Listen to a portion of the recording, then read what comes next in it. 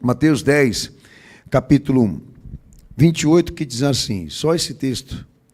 Não temais os que matam o corpo e nem podem matar a alma. Temei antes aquele que pode fazer perecer no inferno tanto a alma como o corpo. Olha, o que o pastor foi orientado pelo Senhor a falar hoje aqui não tem nada a ver com medo. Porque temor, por mais que tenha um pouco disso, não se traduz por isso, tá? Mas nós temos uma preocupação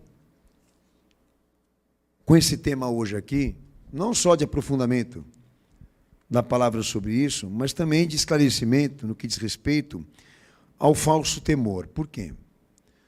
Porque quando o temor não é legítimo, ou seja, quando ele não está aplicado da maneira como o Senhor Jesus orientou no plano redentivo, e por isso ele passa a ser falso, existe um apontamento do meu Senhor ali, que o falso temor ele não nasce no homem de uma ignorância, nem de uma fraqueza, mas de uma autoproteção.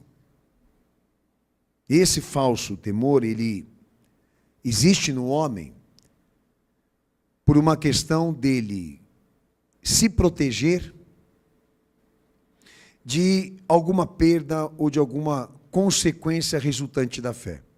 E o pastor, eu quero tratar com os amados irmãos aqui a respeito disso, porque a gente constantemente tem esse tipo de problema interno dentro da igreja.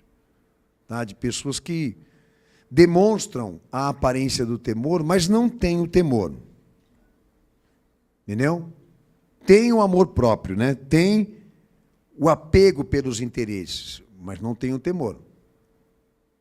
Ou seja, ela aparenta, visualiza, né, aquela expressão, ou dá aquela expressão de reverência àquilo que nós estamos falando aqui, mas por dentro ela se organiza a se proteger de não ter consequência daquilo que nós estamos ensinando, ou seja, de não estar expostas a Cristo e a sua vontade ao ponto de sofrer por isso e padecer por isso. Então ela passa a criar habilidades religiosas, até litúrgicas, para esconder dentro dela essa realidade, né, da autoproteção, como pastor eu falei aqui. Mas eu queria entrar num primeiro ponto do temor legítimo, porque o Senhor deixa claro o verdadeiro temor aplicado a ele. Porque o entendimento ali, vamos abrir o texto de Mateus 28, 18. O temor, segundo a definição do nosso Senhor, é uma resposta do homem a ele, que traz uma disposição permanente, voltada para o reconhecimento, submissão e consciência. São três aspectos que o pastor colocou aqui, mas tem mais coisas para falar sobre isso, tá? Mas eu entendo que são os mais principais. Temor na teologia bíblica, segundo o nosso Senhor e a definição que ele deu, é produzido pelo homem. O homem dá como resposta. O entendimento ali é que não é Deus no homem. É uma oferta. É algo pessoal. É algo íntimo. É algo que o homem pode ofertar, que ele pode se dispor a se dedicar a ofertar isso. Vamos ler o texto. Chegando-se Jesus, falou-lhes dizendo: É-me dado todo o poder no céu e na terra.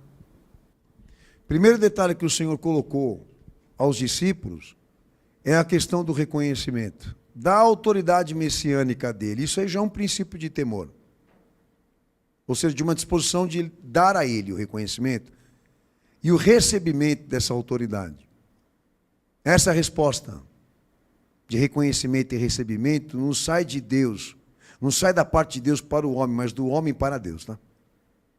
Ou seja, aquele que eu falo para os irmãos sempre, né? Bom, então Deus ele pode convencer o homem que o Filho é o Cristo, que o Filho é o Messias.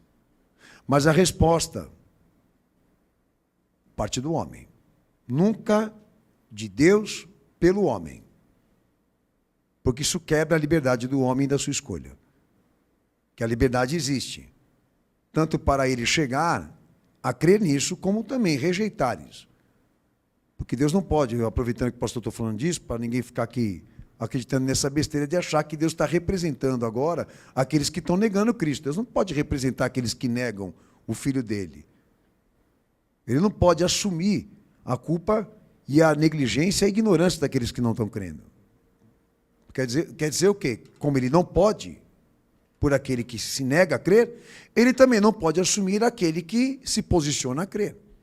Então, tanto um como o outro são livres para chegar a essa decisão, e crer é um ato livre. Não é uma coação. É uma liberdade de expressão e de resposta que o homem pode ter ali no ato da pregação.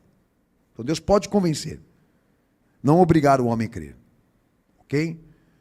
Então, se crer é uma produção humana, é uma iniciativa, uma posição, uma disposição que sai do homem, temor também. Então, temor aqui, segundo o meu Senhor, se fundamenta nessa posição do homem passar a responder diretamente a ele, por dar a ele esse reconhecimento e esse recebimento de autoridade. Um outro texto rápido aqui, João 13:13. Vós me chamais mestre e senhor, e dizeis bem, porque eu o sou. Amém? Então, a comprovação da autoridade dele ali, todos sabem, era mediante obra e feito. Então, o Pai, no Filho, se revelava para comprovar que no Filho existia essa autoridade, e a autoridade ali era absoluta nele. Então, melhor dizendo, Deus pode convencer o homem mediante essas ações e mediante esse testemunho que o Filho representou, porque há materialidade para isso. Mas o que eu não posso acreditar é que essa autoridade que estava em Cristo venha me tornar ou te tornar refém. Então, para Jesus poder me convencer de que ele tem autoridade, ele vai me enfermar, me adoecer, me desgraçar, arrancar alguma coisa da minha vida, tirar alguma coisa de mim, isso não tem sentido. Para mim, ter temor? Então eu passo a ter medo de Deus. Por isso que eu disse para vocês, temor não é medo. Tem um pouco, mas não é a tradução. Então, para mim poder ter o reconhecimento e o recebimento da autoridade de Cristo, eu tenho que estar coagido ou refém da autoridade dele. Isso não tem sentido. Até entendo quando alguém precisa ser resgatado e não quer ser convencido. Quando alguém precisa ser resgatado por Cristo e não quer se arrepender. Como é que faz? Se não é pela pregação, vai ser pela força. Vocês ouviram isso dentro de muitas igrejas, tá? Então Deus passa a não só ter amor, mas passa a ter ódio também. Não tem, isso na biblicidade isso não existe. Ali, em Cristo, essa orientação não está nele. De que a porta estreita ali se traduz assim, como algo que ele vai impor e colocar a força no homem. A implantação no homem é de acordo com a fé, não é por força. Evangelho não é regime, eu venho dizendo isso para os irmãos. Então, aqui aproveitando, né, e falando sobre um pouco desse temor legítimo, então, eu passo a ter temor a ele, dado ao meu reconhecimento, o meu recebimento da autoridade dele e nível de convencimento de que ele é o Messias. Eu abri meu coração. Isso já está dentro de mim. Então Deus não precisa me colocar na parede. Deus não precisa me forçar, me chantagear. Você vai para o inferno, hein? Ou alguma coisa ruim vai te acontecer. Por mais que exista quebra de privilégios com a graça, que não está confirmado na fé, o caminho do convencimento não é esse. O caminho que Deus usa para convencer o homem de que Cristo é o Filho dele, o Messias, não é chantageando, coagindo, pressionando ninguém. Eu sei que vem juízo. Eu sei que tem condenação. Jesus pregou sobre isso. Mas ninguém é convencido por isso. Por pressão. Mas por evidências imateriais de confirmação messiânica nele. Os irmãos estão me ouvindo bem? Então aconteceu alguma tragédia no homem. Deus não vai usar essa tragédia para chamar ele. Porque ele não é o autor disso. Talvez faça o apelo e entenda que aquilo seja uma oportunidade, mas não usar o mal para se chegar a um bem. que são tendências teológicas que estão no meio evangélico. Toma muito cuidado com esse tipo de coisa. Então, por detrás de cada maldade, de cada perda, de cada fracasso, de cada coisa que o homem sofre nesse mundo, está o quê? Está a autoridade e a força do pecado, meu filho. E todos sabem aqui que os privilégios da graça e da misericórdia de Deus ainda se mantêm retidos e confiscados daqueles que não se entregaram. O acesso só vai ser liberado quando Cristo for confirmado.